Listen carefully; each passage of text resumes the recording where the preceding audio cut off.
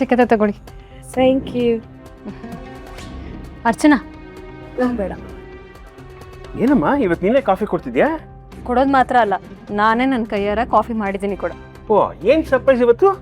Surprise ಅಂತೇನಿಲ್ಲ, ಈ ಥರ ಎಲ್ಲರೂ ಒಟ್ಟಿಗೆ ಇದ್ದು ತುಂಬ ದಿನಗಳಾಗಿತ್ತಲ್ಲ ಅದಕ್ಕೆ. ದಿಶಾ ಕಾಫಿ ತಗೋ. ಚಿರು ಎಲ್ಲಿ ಕಾಣ್ತಾ ಇಲ್ಲ? ಗೊತ್ತಿಲ್ಲ, ಬೆಳಗ್ಗೆನೆ ಎಲ್ಲೋ ಹೋದ್ರು. ಯಾರಿಗೂ ಹೇಳ್ದೆ ಬೆಳಗ್ಗೆನೆ ಎಲ್ಲಿ ಹೋಗಿದ್ದಾನ ಅವನು? ಅಲ್ಲ, ಅವನಿಗೂ ಸೇರಿಸಿ ಕಾಫಿ ಮಾಡಿದ್ದೀನಿ. ಎಲ್ಲಿ ಹೋದ ಅಂತ ಒಂದ್ಸತಿ ಫೋನ್ ಮಾಡಿ ನೋಡ್ತೀನಿ. ಇವ್ರು ಈಗಿರೋದಕ್ಕೂ ನಿನ್ನೆ ಇದ್ದದಕ್ಕೂ ಎಷ್ಟು ವ್ಯತ್ಯಾಸ ಇದೆ. ಏನೂ ಆಗೇ ಇಲ್ಲ ಅನ್ನೋ ಥರ ಮುಖವಾಡ ಹಾಕಿ ಎಷ್ಟು ಚೆನ್ನಾಗಿ ಅಭಿನಯ ಮಾಡ್ತಿದ್ದಾರೆ. ಸೌಂದರ್ಯ, ನೀನು ಫೋನ್ ಮಾಡಬೇಡ, ಚಿರು ಬಂದ ನೋಡು.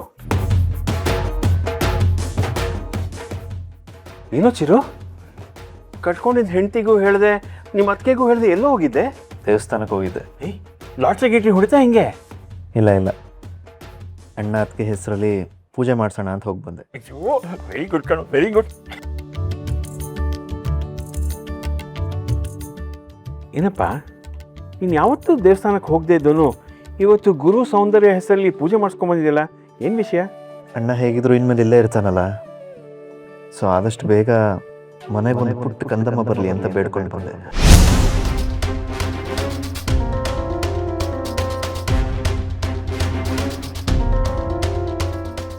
ಅಯ್ಯೋ, ಸೂಪರ್ ಕಣೋ, ಸೂಪರ್. ಇಲ್ಲ, ನಾನು ಸುಮ್ಮನಿದ್ರೆ ಆಗಲ್ಲ. ನಾನು ಇವ್ರ ದಾರಿಯಲ್ಲೇ ಹೋಗಿ ಗೆಲ್ಲಬೇಕು. ಇವ್ರು ಆಡೋ ನಾಟಕಕ್ಕೆ ನಾನು ನಗ್ತಾನೆ ಉತ್ತರ ಕೊಡಬೇಕು. ಎಸ್ ಸೌಂದರ್ಯ, ನೋಡಿ, ಇಷ್ಟು ದಿನ ನೀವು ಚಿರಾಗೋಸ್ಕರ ತಾಯ್ತನನ ತ್ಯಾಗ ಮಾಡಿದ್ದು ಸಾಕು. ಈಗ ಅವ್ರು ದೊಡ್ಡವರಾಗಿದ್ದಾರೆ, ಮದುವೆನೂ ಆಗಿದೆ. ನಿಮ್ಮದೇ ಆದ ಒಂದು ಫ್ಯಾಮ್ಲಿ ಬೇಕಲ್ವಾ? ಒಂದು ಹೆಣ್ಣಿಗೆ ತನ್ನ ಮಗು ಆದಾಗನೇ ತನ್ನ ಜೀವನ ಪರಿಪೂರ್ಣ ಆಗೋದು ಅಂತಾರೆ. ಪ್ಲೀಸ್ ಸೌಂದರ್ಯ, ಚಿರಾಗ್ ಮಾತನ್ನ ಕೇಳಿ. ಕರೆಕ್ಟಾಗಿ ಹೇಳಿದೆ ಕಣಮ್ಮ. ಎಕ್ಸ್ಕ್ಯೂಸ್ ಮೀ, ನಂಗೊಂದು ಇಂಪಾರ್ಟೆಂಟ್ ಬಿಸ್ನೆಸ್ ಕಾಲ್ ಇದೆ.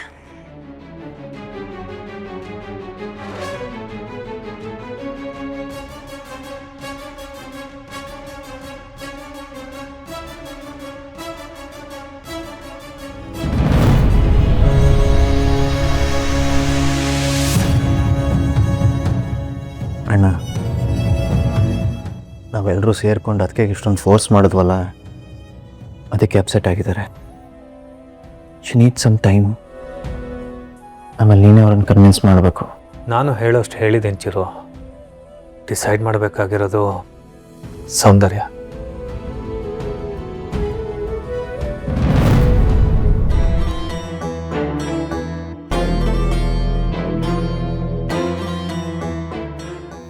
ನಿಜ ಹೇಳಿದ ದಿಶಾ, ನೀವು ಏನೋ ಬೇರೆ ಉದ್ದೇಶಕ್ಕೆ ನನ್ನ ಮದುವೆ ಆಗಿದ್ದೀರಾ ಅಂತ ಅನ್ನಿಸ್ತದೆ. ನಿಜ ಹೇಳಿ, ಯಾರು ನೀವು?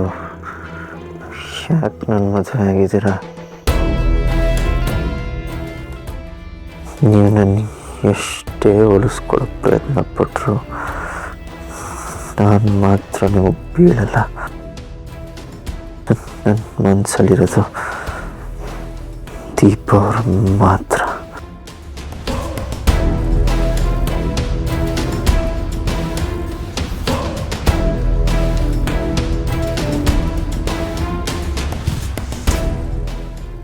ಒಂದು ಕಡೆ ಸೌಂದರ್ಯ ಅವ್ರ ಬಗ್ಗೆ ಇರೋ ಸತ್ಯನ ಎಲ್ಲರ ಮುಂದೆ ಸಾಬೀತುಪಡಿಸ್ಬೇಕು ಅಂತ ಸವಾಲಿದ್ರೆ, ಇನ್ನೊಂದು ಕಡೆ ದೀಪನ್ನೇ ನೆನೆಸ್ಕೊಂಡು ಒದ್ದಾಡ್ತಿರೋ ನನ್ನ ಹಸ್ಬೆಂಡ್ಗೆ ದಿಶಾಗಿ ಹೇಗೆ ಹತ್ರ ಆಗಬೇಕು ಅಂತ ಯೋಚನೆ. ಇದನ್ನೆಲ್ಲ ಹೇಗಾದರೂ ಮಾಡಿ ನಾನು ನಿಭಾಯಿಸಲೇಬೇಕು.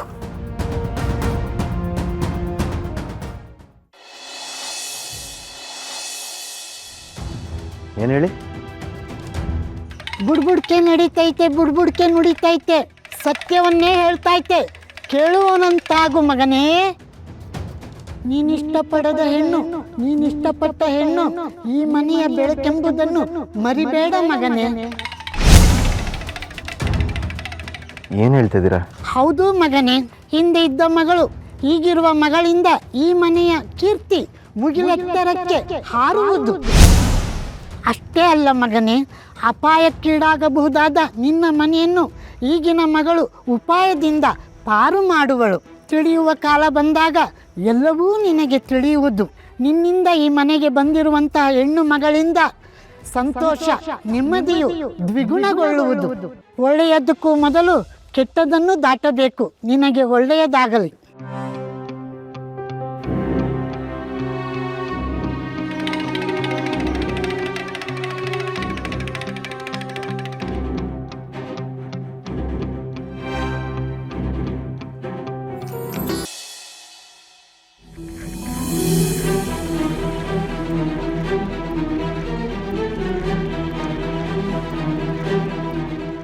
ನಾನೆಂಥ ದಡ್ಡ ಅಂತ ಇವತ್ತು ಗೊತ್ತಾಗ್ತಿದೆ. ಯಾಕೆ? ತಂತದ ಬೊಂಬೆ ಥರ ಇರೋ ಇಂಥ ಬ್ಯೂಟಿಫುಲ್ ಹೆಂಡ್ತಿನ ಇಷ್ಟು ದಿನ ಬಿಟ್ಟು ದೂರ ಇದ್ನಲ್ಲ ಅಂತ ಫೀಲ್ ಆಗ್ತಿದೆ. ಮತ್ತೆ ಈ ಸೌಂದರ್ಯ ಅಂದ್ರೇ ಬ್ಯೂಟಿ ಅಲ್ವಾ? ಆಯ್ನೋ, ಸೌಂದರ್ಯಕ್ಕೆ ಇನ್ನೊಂದು ಹೆಸರೇ ನೀನು. ರಾಣಿ ಥರ ಕೂತು ಮೆರಿಬೇಕು ಅಂತ ಆಸೆ ಪಡೋ ನೋಟ ನಿಂದು. ನಿನ್ನ ನಿಜವಾಗ್ಲೂ ನಾನು ಎಷ್ಟು ಮಿಸ್ ಮಾಡ್ಕೊಳ್ತಿದ್ದೆ ಗೊತ್ತಾ ಸೌಂದರ್ಯ? ಈ ನಿನ್ನ ಕಣ್ಣು, ಈ ನಿನ್ನ ಸ್ಮೈಲು, ನೀನು ಹತ್ರ ಬಂದಾಗ ಬರೋ ಆ ಬಿಸಿ ಉಸಿರು, ಇದನ್ನೆಲ್ಲ ತುಂಬ ಮಿಸ್ ಮಾಡ್ಕೊಳ್ತಿದ್ದೆ. ಈ ಸೌಂದರ್ಯನ ಮುಟ್ಟೋದಕ್ಕೂ ಒಂದು ಯೋಗ್ಯತೆ ಬೇಕು ಅಂತ ಕಣ್ಣಲ್ಲೇ ಹೇಳ್ತಿಯಲ್ಲ, ಆ ನೋಟ ನನಗೆ ತುಂಬ ಇಷ್ಟ. ಈ ನಿನ್ನ ಸೌಂದರ್ಯಕ್ಕೆ ನೀನೇ ಸಾಟಿ. ನಿನ್ನನ್ನು ಮೀರಿಸೋರು ಈ ಜಗತ್ತಲ್ಲಿ ಯಾರೂ ಇಲ್ಲ. ಆಯ್ತಾ ಹೊಗಳಿತು? ನೀನು ನೋಡ್ತಿದ್ದೆ ಹೊಗಳ್ತಾನೇ ಇರಬೇಕು ಅನ್ಸುತ್ತೆ. ನೀವು ಹೀಗೆ ಹೊಗಳ್ತಾನೆ ಇದ್ರೆ ನಾನು ರೆಡಿ ಆಗೋದು ಯಾವಾಗ?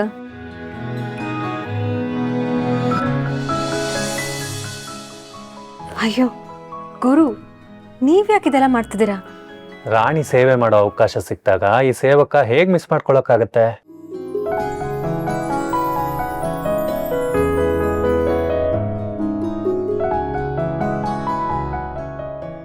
ನಾನು ಇದನ್ನೆಲ್ಲ ಎಷ್ಟೊಂದು ಮಿಸ್ ಮಾಡ್ಕೊಳ್ತಿದ್ದೆ ಗೊತ್ತಾ ಸೌಂದರ್ಯ? ನನ್ನನ್ನು ಚಿರು ಯಾಕಿಲ್ಲಿ ಕರೆಸಿದ್ದಾನೆ ಅಂತ ಗೊತ್ತಾ? ಅಫ್ಕೋರ್ಸ್, ಫ್ಯಾಮಿಲಿ ಜೊತೆ ನಾವು ಎಲ್ಲರೂ ಚೆನ್ನಾಗಿರ್ಬೇಕು ಅಂತ ತಾನೆ. ಅಷ್ಟೇ ಅಲ್ಲ, ನಮ್ಮ ಫ್ಯಾಮಿಲಿನೂ ಬೆಳೀಲಿ ಅಂತ.